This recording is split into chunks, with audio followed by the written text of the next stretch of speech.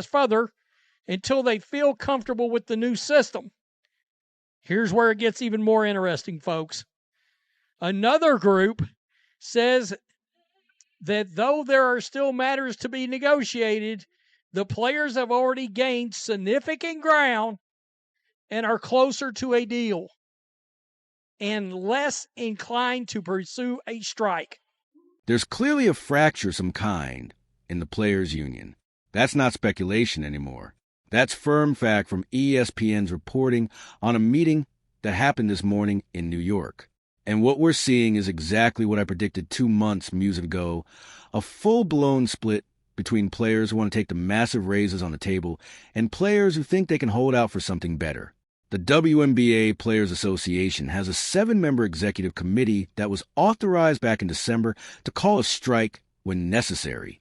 And according to multiple sources close to negotiations, that committee is now divided into 2 distinct camps that fundamentally disagree on strategy. Morning, I did a video where I called out the difference between Caitlin Clark last night on the NBA on NBC's NBA analyst appearance she made, talking about the CBA, and Natasha Cloud going absolutely bananas the other day, just 2 days earlier, on the very same subject, and how differently it seemed like this was being handled by multiple people that's supposed to be in the... Let's back up for a second and understand how we got here. Just last night, Caitlin Clark appeared on NBC as an NBA analyst and addressed the CBA negotiations with a measured business-focused perspective. She talked about the importance of getting a deal done, emphasized the momentum the league has right now, and framed it as a pivotal moment for women's sports. But 2 days before that, Natasha Cloud went absolutely bananas on the same subject, personally attacking owners, making it about confrontation rather than negotiation. Same topic, same union, completely different approaches. And here's what matters. That difference wasn't just about communication style. It was a symptom of a much deeper problem that's now erupted into open conflict within the union itself. Mini war inside the Players Union. Either way, both groups are eager to hear directly from the owners, instead of having layers of middlemen and lawyers separating the aisles. The WNBA PA president, Nika Agumake, first vice president Kelsey Plum, vice president Nafisia Collier, are set to join in person. Vice President Breonna Stewart said she'll participate over video conference, an option for owners and other executive council members who cannot attend the gathering in New York. Quote, at the end of the day, we're human beings. I think conversation face-to-face. So, here's what the two sides are fighting about. One group inside that executive committee believes now is the time to fundamentally alter the league's revenue-sharing model. They don't want to compromise further until they feel comfortable with the new system. These are the players pushing for something closer to the NBA's 50-50 revenue split, even though the financials make that completely unrealistic right now. The other group says the players have already gained significant ground and are closer to a deal than people realize. They're less inclined to pursue a strike because they understand what's actually on the table, and what's on the table is substantial. The owners are offering maximum salaries that started around $1 million in the first year of the new CBA, then grow to approximately $2 million, eventually reaching nearly $9 million by the end of the deal. That's roughly 8 times what top players make right now. For your mid-tier and back-end roster players, we're talking about raises that would change their lives. A player making $40,000 this season could be making $200,000 in 3 years. And there's a faction inside the union saying, why are we turning this down? Going into this meeting, I'm excited for the opportunity to be able to be there in person with other players that are really invested in this, in the executive committee and stuff. And then, of course, the league making the commitment to be there. Stewart has also pushed for an in-person meeting, telling ESPN last month, at some point enough is enough. Personally, I want to be in a room talking about... Now, both groups agreed on one thing going into this Monday morning meeting in New York. They wanted to hear dice from the owners, instead of having layers of middlemen and lawyers separating the two sides. That's why WNBA President Nika Agumake, First Vice President Kelsey Plum, and Vice President Nafi Sakir all committed to showing up in person. Brianna Stewart said she'd participate over video conference. Kelsey Plum told reporters, "At the end of the day, we're human beings." I think conversation face to face goes a long way going into this meeting. I'm excited for the opportunity to be able to be there in person with other players that are really invested in this, and the executive committee, and then of course the league, making the commitment to be there. Stewart pushed even harder for direct communication, telling ESPN last month at some point enough is enough. Personally, I want to be in a room talking about real stuff happening. These meetings get so sidetracked by language, verbiage, context. We're missing the point that frustration is telling. Because what it reveals is that the union has grown increasingly frustrated that the league hasn't formally responded to its most recent proposals. Proposals that were submitted around Christmas. We're now in late January, and the players feel like they're being stonewalled. Okay. These meetings get so sidetracked by language, verbiage, and context, we're missing the point. He goes on to talk about what Caitlin Clark said last night, right? I honestly don't think it's just a big moment for the WNBA. It's for all women's sports. I think it's one of the biggest moments we've ever had. I'm very confident we're going to get something done because we're in the moment, because of the product we put on the floor, so we need to be able to continue that. You can tell, once again, she believes it's important to get on the court, play basketball, build on the moment, keep the momentum going. But first... But here's where this gets complicated. The union submitted those Christmas proposals, but internally they can't agree on whether those proposals were realistic in the first place. That's the civil war happening right now. You got players like Caitlin Clark, who clearly believe the priority is getting on the court and playing basketball, building on the momentum from last season, capitalizing on the massive ratings increases, continuing to grow the product. Her comments last night made that crystal clear. I don't think it's just a big moment for the WNBA. It's for all women's sports. I think it's one of the biggest moments we've ever had. I'm very confident we're going to get something done because we're in the moment because of the product we put on the floor. So we need to be able to continue that. Notice the emphasis. We need to continue that. Not we need to strike. Not we need to hold out for more. We need to keep playing.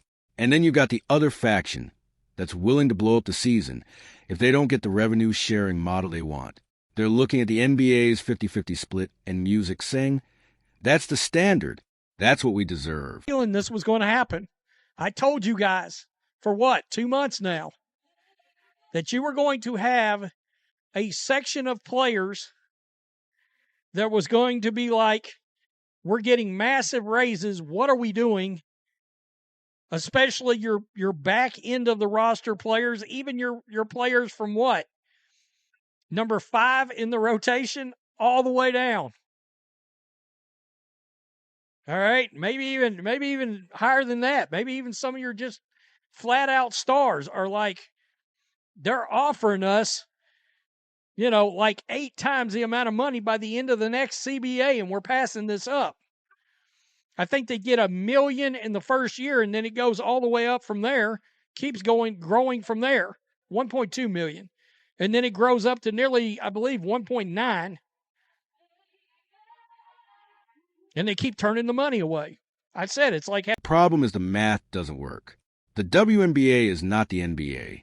The revenue isn't there yet to support that kind of split. And a significant portion of the players understand that. Think about it from the perspective of a player ranked 5th through 12th on a roster. You're currently making somewhere between $60,000 and $90,000. The new CBA would bump you to $300,000, maybe $400,000. That's life-changing money. That's financial security for your family. That's the ability to actually save for retirement instead of scrambling to find overseas contracts every winter. Are you really going to vote to strike and give up an entire season's salary plus the momentum the league finally has? Because the top players want to fight for a revenue model that might not even be sustainable. That's the question tearing this union apart right now. And here's what makes it even messier. There have been leaks about this process that keep coming out overnight. Someone inside these negotiations keeps feeding information to the media, And it's usually framed to minimize backlash when the players say something that doesn't land well with fans. Let's pick it up and go. I don't know who believes they think they got a whole, and I guess they got a minute, probably the fans that watch Unrivaled. That's probably the group that believes they ought to have a 50% revenue share like the NBA. When we all know that's ludicrous. It's not possible. It's going to be interesting. I would assume there will be an update for me to put out either tonight or first thing in the morning. If there's been something else. There's been leaks about this process that's come out overnight since this has started. I don't know why that is. I don't know if it's usually from the player side. And I don't know if that's to minimize the backlash of, oh crap, we done said something stupid again. Let's make sure let's make sure this comes out, or our next proposal comes out in the middle of the night again. Because I wake up to it, usually, is what happens. Tell me what you think. Players Union got themselves a good old-fashioned split. That's fine. Let those players cross over. Sign their contract. Sign a new CBA. The players that want to be left behind, stay in Unrivaled. Stay with Project B. You're not under a WNBA contract. Then bring in some talent from overseas.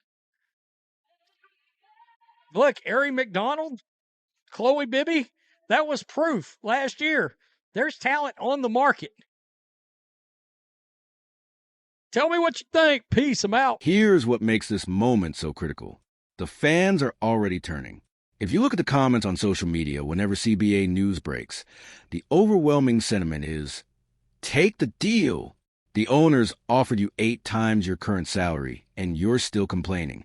Sign the contract and play basketball. That's a massive shift from where public opinion usually sits in labor disputes. Normally fans side with players over owners, but in this case, once people saw the actual numbers on the table, the sympathy evaporated, and if the players vote to strike, they're going to lose even more favor because the casual fans who just discovered the WNBA last season because of Caitlin Clark, Angel Reed, Cameron Brink, those fans don't care about revenue sharing models. They just want to watch basketball. If there's no season, they'll move on to something else. Music, and that momentum everyone keeps talking about gone. The players who understand this are the ones pushing to accept the deal. They see the big picture. They recognize this is the best offer the league can afford right now. And if they keep building the product, they can negotiate for more in the next CBA. The players who don't understand this or who are prioritizing ideology over pragmatism are the ones willing to strike. And that's where the executive committee is deadlocked. So what happens next? Well, the Monday morning meeting in New York was supposed to be pivotal. Either the two sides find common ground and move toward a deal, or this fracture becomes permanent, and we're headed for a work stoppage. And if it's the latter, you're going to see something unprecedented. Players publicly breaking ranks with their own union. Because the players who want to sign and play aren't going to quietly accept losing a season's salary because Natasha Cloud and her allies want to fight a philosophical battle they can't win. There's already talent on the market that could replace striking players. We saw that last year with Ari McDonald and Chloe BBY. Undrafted players who prove there's overseas talent music ready to step in. If the union strikes and teams start looking internationally for replacements, suddenly you've got WNBA players competing for jobs they thought were secure. That's the nuclear option. And the fact that it's even on the table shows how badly this has deteriorated. Music. The players need to take care of their own house before they can negotiate effectively with the league, because right now they've got a mini-war inside the union, and you can't fight on two fronts. One group says, this is a moment to fundamentally change the economics of women's basketball, and we can't compromise. The other group says, we've already gained massive ground. This is the best deal we're going to get right now, and we need to play basketball while we have the world's attention. Both groups can't be right. And the 7 members of that executive committee have to make a choice that will define the next decade of this league. If they choose wrong, we're looking at a canceled season, lost momentum, fan backlash, and a fractured union that might never fully recover. Players will cross picket line. Replacement talent will get opportunities. And the WNBA will lose the magic of what happened last season. If they choose right, we get another year of growth. Another year of Caitlin Clark versus Angel Ree. Another year of building towards sustainable 50-50 revenue, sharing in the future, when the league can actually afford it. So, which faction wins this internal battle? My money's on the pragmatists, because at the end of the day, most players want to play basketball and get paid. They don't want to sacrifice a season for a revenue model that the league's finances can't support yet. But we're going to find out very soon, because the clock is ticking. Training camps are supposed to start in a few months. And right now, the players can't even agree among themselves, let alone with the owners. Tell me what you think in the comment. Are the players right to hold out for 50-50 revenue sharing? Or should they take the massive raises on the table and build toward that goal in future negotiations? Because this isn't a both-sides situation. You got to pick one. And whatever happens next is going to shape women's basketball for the next decade.